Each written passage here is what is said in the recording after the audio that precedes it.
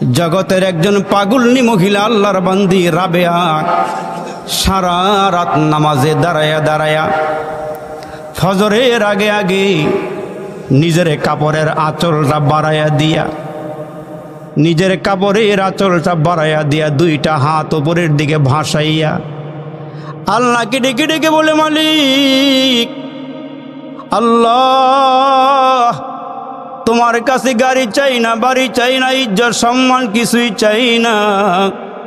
আল্লাহ, তোমার কাছে আমি যে জিনিসটা চাই, আমার এই কাপড়ের আঁচলটা তোমার মোহাব্বত দিয়া ভরপুর করে দাও। এই রাবিয়া মাওলাকে খুশি করার জন্য এত ইবাদত করেছি, এত বন্দেগী করেছি। ওই রাবিয়াকে এক নজর দেখার জন্য পাশের একজন মহিলা আয়েশা হাজির হয়ে গেছে।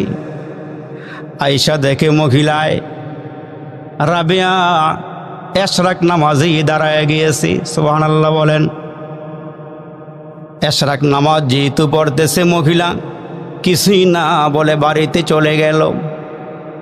কিছুক্ষণ পরে আয়েশা দেখি রাবিয়ার হাতে তসবির দানা, ওই তসবিহ দিয়া দিয়া মালিকের নাম ধরে ধরে ডাকে, আল্লাহ আল্লাহ আল্লাহ।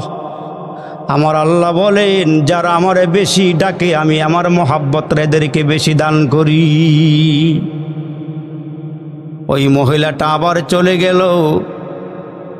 অনেক পরে আবার আয়েশা দেখি আল্লাহর বান্দি রাবিয়া আল্লাহর কোরআনটা হাতে নিয়ে তেলাওয়াত করতেছি। আরো পরে আসছে, আবার আয়েশা দেখে রাবিয়া একটু ঘুমাইছে। মহিলাটা আবার চলে গেল। জোহরের আগে আগে আসছে, আয়েশা দেখে আবার নামাজে দাঁড়ায় গিয়েছি। এমন করে করে সারা দিন পার করে দেখি একটার পরে একটা ইবাদত, একটার পরে একটা ইবাদত। আমার আল্লাহ ডাক দিয়ে, এক জগতের মানুষ, তোমাদেরকে আমি আল্লাহ অনর্থক বানাই নাই, অকারণে বানাই নাই, নিষ্প্রয়োজনে বানাই নাই।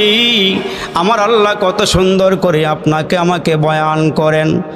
আফা হাসিবতুম আন্নামা খলাকনাকুম আবাসা ওয়া আন্নাকুম ইলাইনা লা তুরজাউন।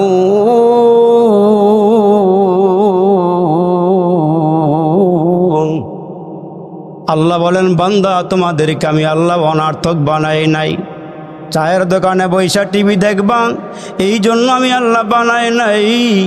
এরে বান্দা, চায়ের দোকানে বৈশা বৈশা গল্প গুজব করবা, এই জন্য আমি বানাই নাই। এরে বান্দা, হান্ডা গুলি মারবা, এই জন্য বানাই নাই। বেহুদা অনর্থক কথাবার্তা বলবা, এই জন্য আমি আল্লাহ বানাই নাই। যদি খাসনগর থেকে আল্লাহরে জিজ্ঞেস করি, আল্লাহ কি জন্য আমরা রে বানাইছে, একটু কও। আল্লাহ কি সুন্দর করে আপনারে আমারে জানায় দিলেন, ওয়ামা খালাকাতুল জিন্না ওয়াল ইনসা ইল্লা লিয়াবুদুন।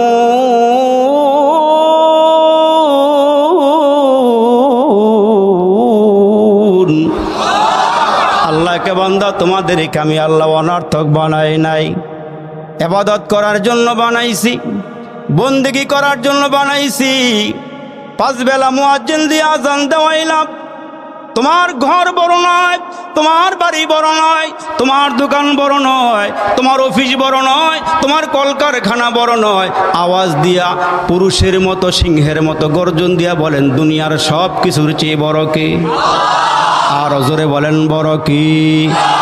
আওয়াজটা বাড়ায় দিয়া বলেন, বড় কি? আমাদের মালিক কি? আর জোরে বলেন, আমাদের মালিক কি? আমাদেরকে পালেন কি? আমাদেরকে খাওয়ান কি? ওই আল্লাহ ডেকে ডেকে বলেন, বান্দা ইবাদত করো, বন্দেগী করো। যদি আল্লাহরে জিজ্ঞেস করি, আল্লাহ কতক্ষণ ডাকলে তুমি খুশি হইবা?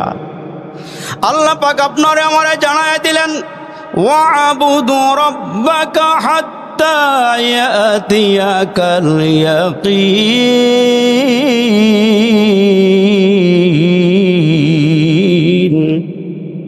আল্লাহ বলেন, মৃত্যু আসার আগ পর্যন্ত আমার ইবাদত করতে হবে।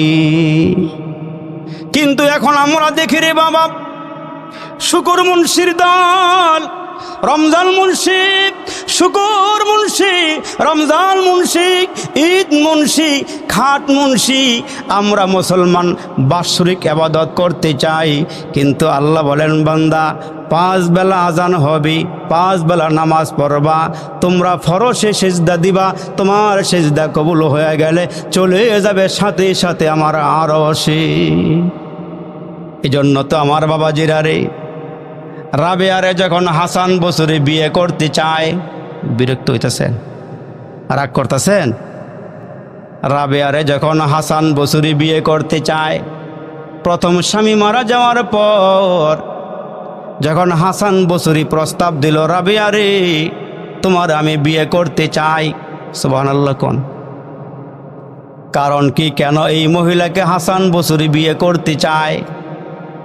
হাসান বসরি তাকায়া দেখি এই রাবিয়া ইবাদত করতে করতে করতে করতে এত উপরে চলে গেছে, নামাজের মুসল্লাটা বাতাসের উপরে বিছায়া নামাজ আদায় করতে পারে, কত উপরে চলে গেছে। আর রাবিয়াও তাকায়া দেখে আল্লাহর ওলি হাসান বসরি আল্লাহরে এত খুশি করছে, আল্লাহর এত কাছাকাছি চলে গেছে, নামাজের মুসল্লাটা পানির উপরে বিছায়া নামাজ আদায় করতে পারে। হাসান বসরি যখন প্রস্তাব দিয়েছে, রাবিয়া রে তোমার আমি বিয়ে করতে চাই, রাজি আসনি বলো? রাবিয়া ডেকে ডেকে বলে, আল্লাহর বলি আমি আপনার বয়ান শুনি, আপনার বয়ান না শুনলে আমার ভালো লাগে না, আপনার বয়ান শুনলে দিল নরম হয়ে যায়, আপনার বয়ান শুনলে ইবাদত করতে বড় ভালো লাগে, আপনি যেহেতু প্রস্তাব দিয়েছেন বিয়ে করবেন অসুবিধা নাই, তবে আপনার কাছে আমার 4টা প্রশ্ন আছে, এই প্রশ্নের জবাব দিতে পারলে নির্দ্বিধায় নির্বিঘ্নে আপনার সঙ্গে আমার বিয়ে হয়ে যাবে। হাসান বসরি ডেকে বলে, রাবিয়া কি প্রশ্ন বলো? এই প্রশ্নগুলো নিয়ে ঘরে যাইবেন, আমার সময় বড় স্বল্প, সময় বড় অল্প। এর যুবক কান লাগায় একটু খেয়াল করিয়া শোনো, তারে নারে কইরা কইরা জীবন আর কত কাটাইবারে যুবক, তোমার মতো কত যুবক কবরে চলে গেল, তোমার মতো কত যুবক ঘর হারা বাড়ি হারা হয়ে কবরের বাসিন্দা হয়ে গেছে। এর যুবক তুমি কয়দিন বাঁচবা, ওই বাঁচার কোনো গ্যারান্টি নাই, দুনিয়াতে আসছি বান্দা, একদিন আবার কবরে চলে যেতে হবে, মাওলাকে রাজিয়ার খুশি করিয়া কবরে যাও। এরে বান্দা বড় বন্টে আসি, আওয়াজ হয় না, জোরে কোন আছে? আল্লাহু আকবার, আল্লাহু আকবার। তো রাবিয়া ডেকে ডেকে বলে, হাসান বসরি আমারে বিয়ে করতে চাও, 4টা প্রশ্ন তোমারে করি, জবাব দিবা, তোমার সঙ্গে বিয়ে হবে। 1 নম্বর প্রশ্ন করে, ও আল্লাহর বলি, আমরা দুনিয়াতে আসছি, আমরা দুনিয়া থেকে বিদায় হয়ে কবরে চলে যাব, আওয়াজ দিয়ে বলবেন কবরের ভেতরে প্রশ্ন আছে না নাই? আর জোরে বলেন আছে না? লা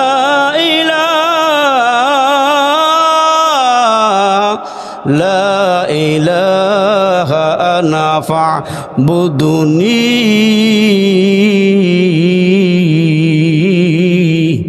আমাদের মালিক কে? আর জোরে বলেন না, আমাদের মালিক কি? আমাদের মালিক কয়জন? আর জোরে একসাথে জোরে জোরে প্রমাণ আছে না নাই? ছোট্ট সূরার মধ্যে আল্লাহর প্রমাণ, কুল হুয়াল্লাহু আহাদ আল্লাহুস সামাদ লাম ইয়ালিদ ওয়া লাম ইউলাদ ওয়া লাম ইয়াকুল লাহু কুফুয়ান আহাদ। আল্লাহু আকবার বলেন না? কতই যে সুন্দর এই ধরা, বানিয়েছেন প্রভু কুদরত দ্বারা, কেহই তো তা পারিবে না, চক্ষু যে জুড়িয়ে যায়, খোদ প্রভুই তো করেছেন সবই, যেন করিয়া উপাসনা তার।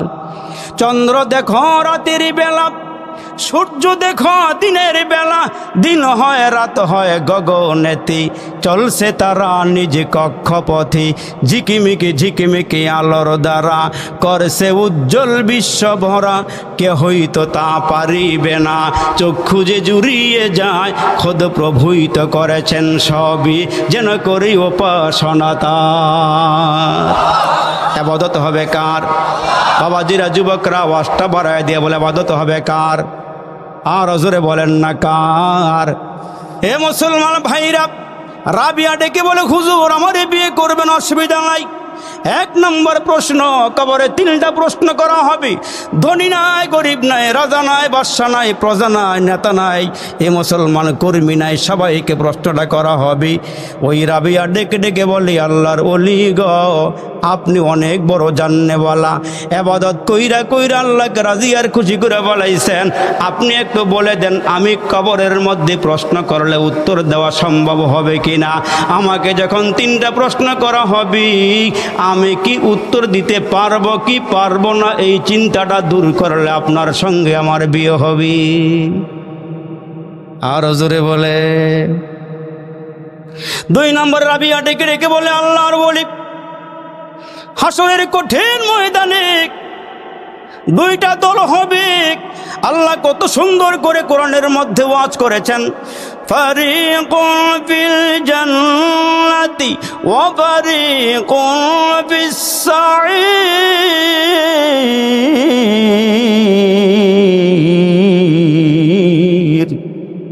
হাসরের ময়দানে দল হবে 2টা।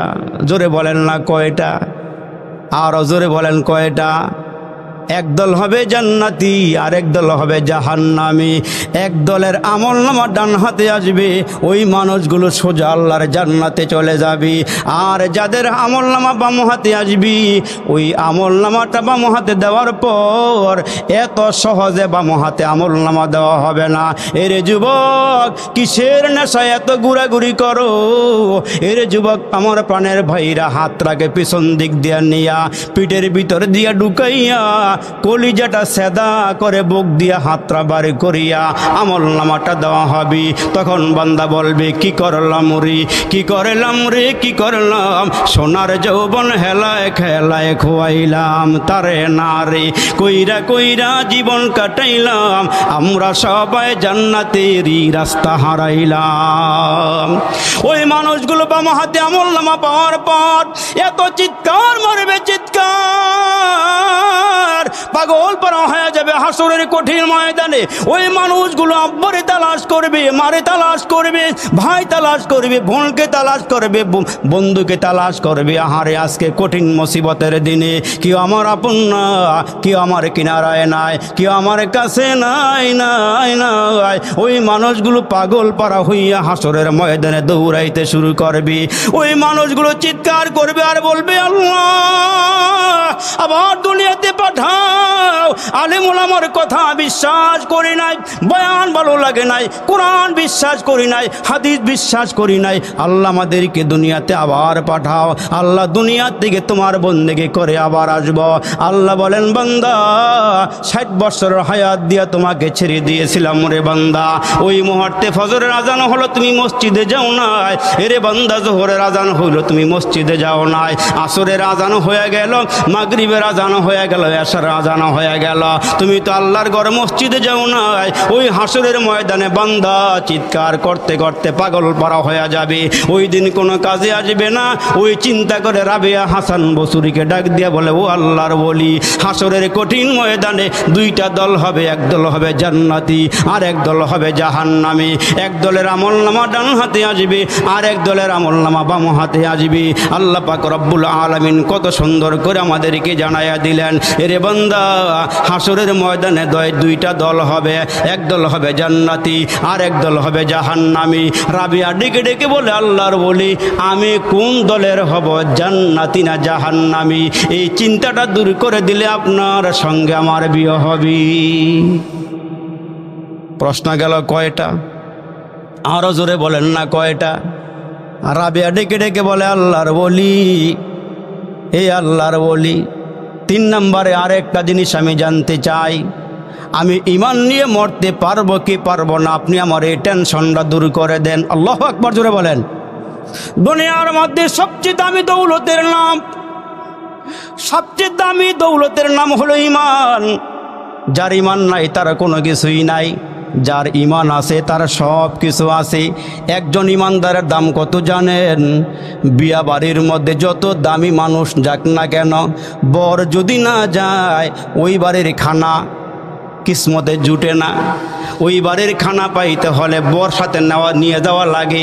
আমার রসুল ডেকে ডেকে বলে, উম্মত, দুনিয়ার মধ্যে ইহুদি, খ্রিস্টান, নাসারা, বৌদ্ধ, হিন্দু, আরজু, অনারজু, নাগা, কুকি, গারো, সৌতাল, খাসিয়াল, যত সম্প্রদায়ের মানুষ আছে তার মধ্য থেকে এগুলোর কোনো দাম নাই। একজন কালা মুসলমান ইমানদারের দাম আল্লাহর কাছে বেশি। ইমানদারের দাম আল্লাহর কাছে অনেক বেশি। ইমানওয়ালা মানুষের দাম আল্লাহর কাছে অনেক বেশি। সাহাবীদেরকে আল্লাহ পাকের রাসূল ডেকে ডেকে বলে, শোনো সাহাবীরা, যতদিন পর্যন্ত একজন ইমানদার জমিনে থাকবে আল্লাহ পাকের দুনিয়ার সিস্টেম চালু থাকবে। সুবহানাল্লাহ বলেন। তাহলে ইমানদারের দাম আছে না নাই? আরও জোরে বলেন না, ইমানদারের দাম আছে না নাই? ইমানদারকে সুদ খাইতে পারে, মদ খাইতে পারে, জিনা করতে পারে, মানুষকে ঠগাইতে পারে, ওয়াদা খেলাফ করতে পারে, কথায় কথায় মিথ্যা বলতে পারে। এগুলো ইমানদারের আলামত নয়। ইমানদার বলা হয় তারে আল্লাহ পাক হুকুম করেছেন যেমনে ওই লোকটার জীবন পরিচালনা হবে তেমনে, তাহলে ওই লোকটা হবে ইমানদার। রসুল ডেকে ডেকে বলেন, ইমান নিয়ে মরতে পারলে ওই লোকটার জন্য আল্লাহ জান্নাত তৈয়ার করে রেখেছেন। এই তিনটা প্রশ্ন করার পরে 4 নম্বর প্রশ্ন রাবিয়া করতেছে হাসান বসরিকে, ও আল্লাহর ওলি, 4 নম্বর প্রশ্নের জবাবটা দেন, আপনার সঙ্গে আমার বিয়ে হবে। কয় কি সেটা? কয় হাসরের ময়দানে একটা ব্রিজ হবে, ওই ব্রিজটা ওপরের দিকে উঠবে 10,000 বছরের রাস্তা, নিচের দিকে নামবে আবার 10,000 বছরের রাস্তা, আরো আঁকা বাঁকা পথ হবে 10,000 বছরের রাস্তা। ওগো আল্লাহর ওলি, ওই 30,000 বছরের পুলসিরাতরা আমি পার হতে পারবো কি পারবো না, ওই টেনশনটা একটু দূর করে দেন, আপনার সঙ্গে আমার বিয়ে হবে। হাসান বসরি এত জ্ঞানী মানুষ, এত বড় আল্লাহওয়ালা, এত বড় বুজুর্গ, সারা রাত যেই লোকটার পিঠটা জমিনে লাগে না, দাঁড়ায় দাঁড়ায় নামাজ পড়ে, ইবাদত বন্দেগী করে, উনি ওই মুহূর্তে ডেকে ডেকে বলে, রাবিয়া রে, এই প্রশ্নগুলোর জবাব আমার পক্ষে দেওয়া সম্ভব নয়। আওয়াজ দিয়ে বলেন না আল্লাহু আকবার। আমার পক্ষে সম্ভব নয়। তো রাবিয়া ডেকে ডেকে বলে, আল্লাহর ওলি, আমি যখন রাতের বেলা ঘুমাইতে যাই, মাথাটা যখন বালিশের মধ্যে লাগাই, মাথাটা যখন বালিশের মধ্যে লাগাই, সেই মুহূর্তে আমার চোখে ঘুম আসে না। যেখানে আমি ঘুমাইতে পারি না সেইখানে স্বামী নিয়া আনন্দ করার মতো টাইম আমার নাই। আমি স্বামী নিব কেমনে? বাকি জীবনটা আমি আমার আল্লাহর জন্য সপর্দ করে দিয়েছি। আমি এই হায়াতটা আমার আল্লাহর জন্য রেখেছি, দুনিয়ার কারো জন্য রাখি নাই। এই জন্য তো কোনো বুজুর্গ বলেন, রাবিয়া যেদিন মারা গেছে কবরের মধ্যে নিয়ে শোয়ায় দেওয়া হয়েছি, সমসাময়িক একজন বুজুর্গ স্বপ্নে জিজ্ঞেস করে, ও রাবিয়া, আল্লাহ তোমার সঙ্গে কেমন আচরণ করেছি?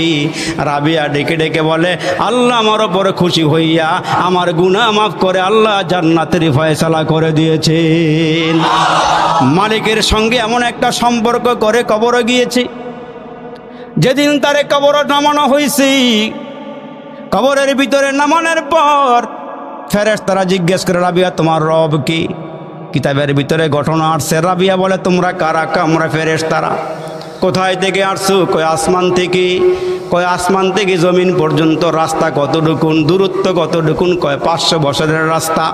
এই ফেরেশতারা, তোমরা যে 500 বছরের রাস্তা অতিক্রম করে জমিনে আসছো, তোমরা কি আল্লাহরে ভুলে গেছো? কয় না, আল্লাহরে ভুলি নাই, আমরা আল্লাহরে ভুলতে পারি না।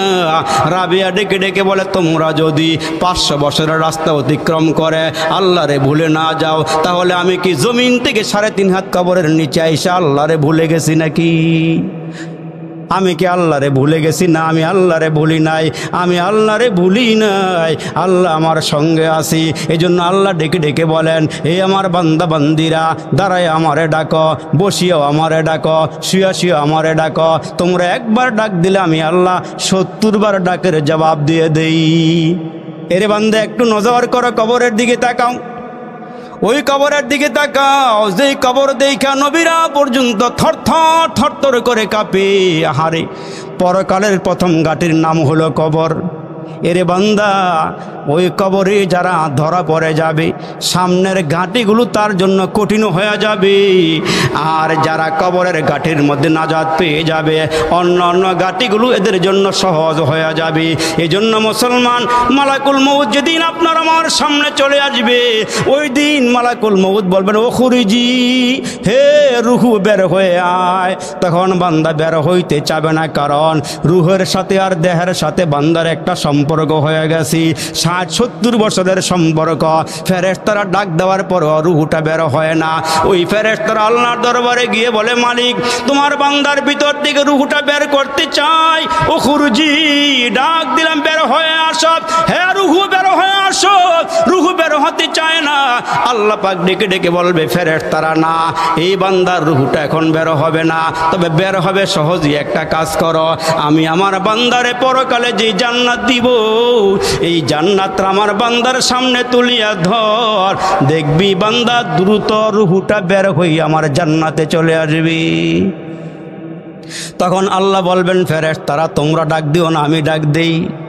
ইয়া আইয়াতুহান নাফসুল মুতমাইন্নাহ, ইয়া আইয়াতুহান নাফসুল মুতমাইন্নাহ, ইরজিই ইলা রাব্বিকি রাদিয়াতাম মারদিয়াহ।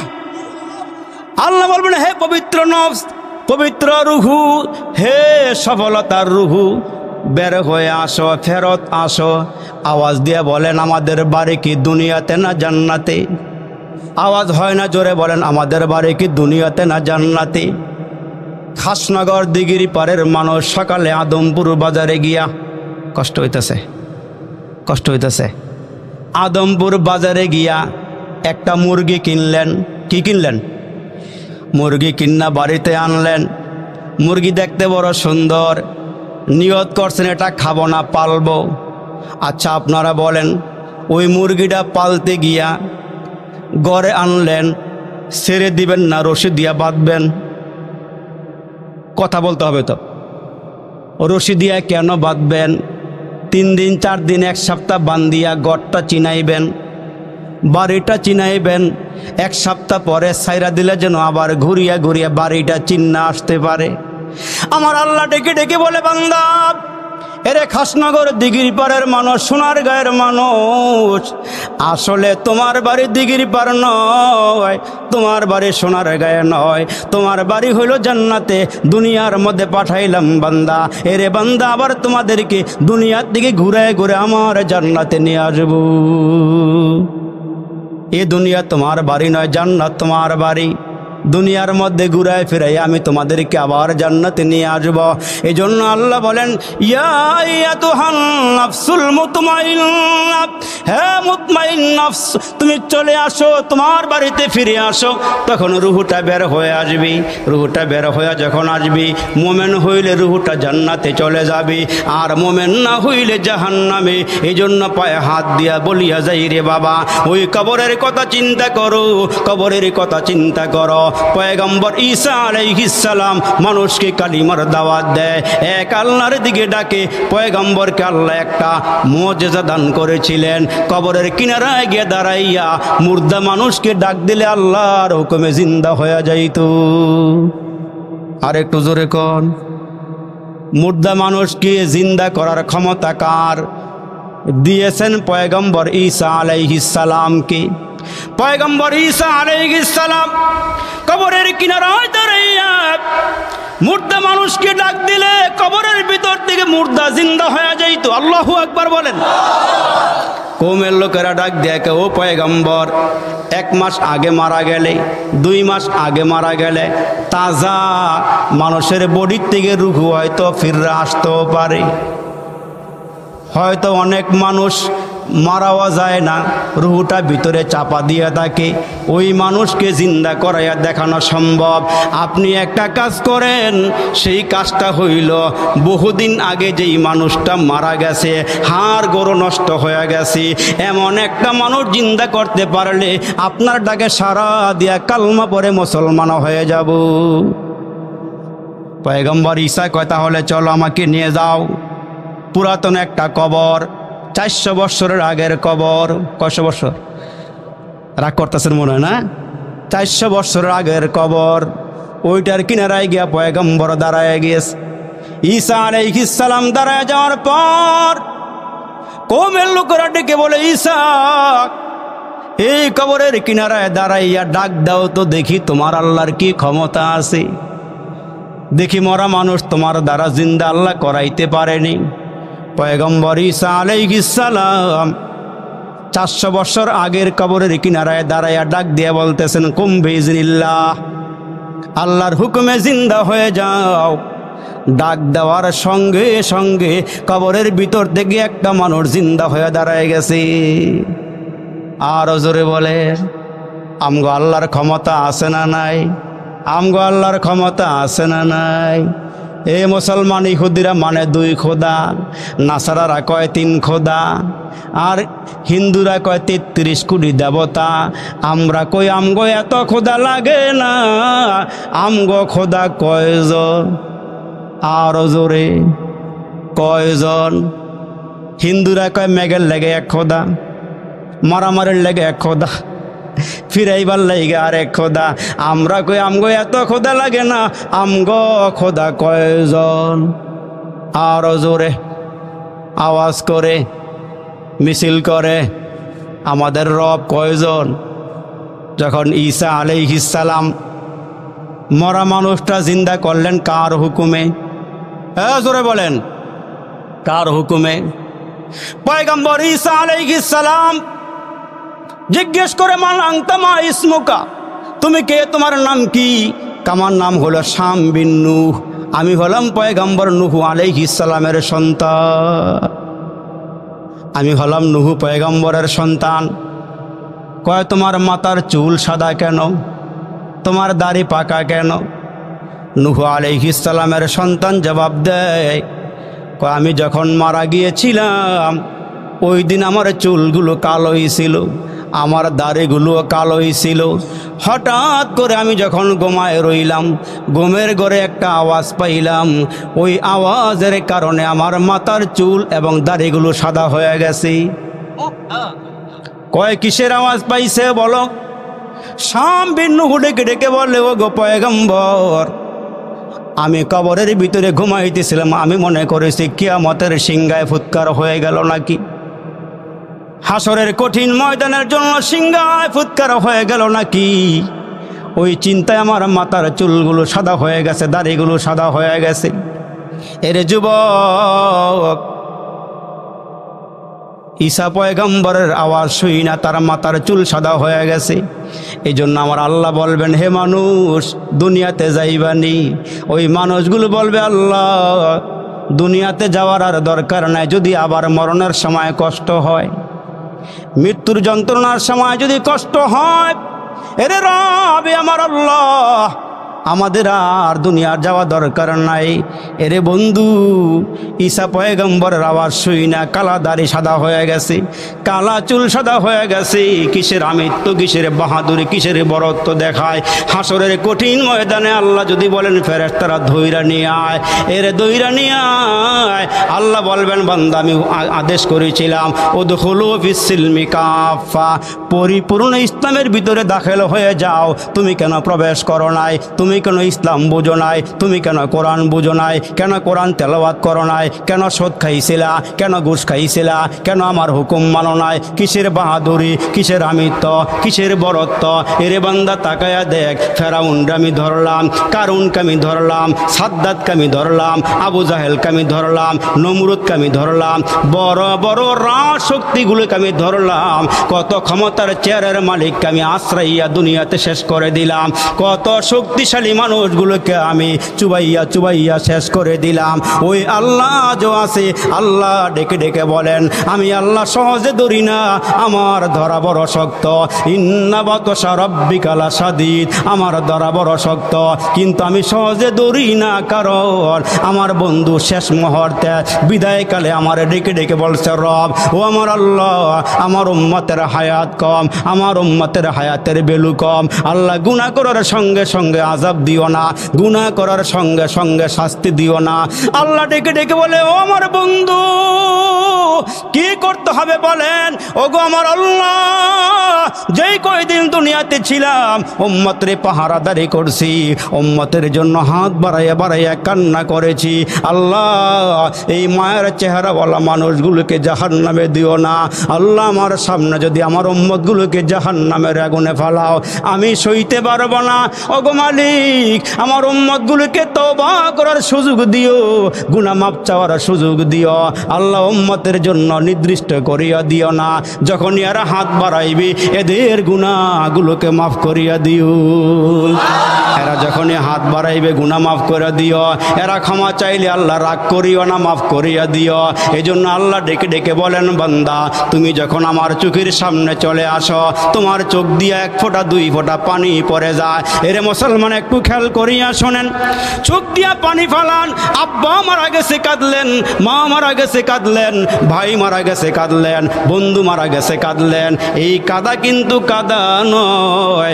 আপনি যদি আপনার গুনার ভয় হাত উঁচু করে এই চোখ দিয়া এক ফোঁটা দুই ফোঁটা পানি ফালাইতে পারেন, আমার নবীকে আল্লাহ ডাক দিয়ে, বন্ধু আপনার উম্মতকে জানাইয়া দেন, আমার ভয় যদি এরা এক ফোঁটা দুই ফোঁটা চোখের পানি ফালাইতে পারে, এদেরকে একটা খুশখবরি দেন, ওই চোখের পানি যদি গড়াইয়া গড়াইয়া নাকের ডগায় আসে, নাকের ডগায় আসার আগে আগে আল্লাহ পাক বলেন এদের সব গুনাহ মাফ করিয়া দে।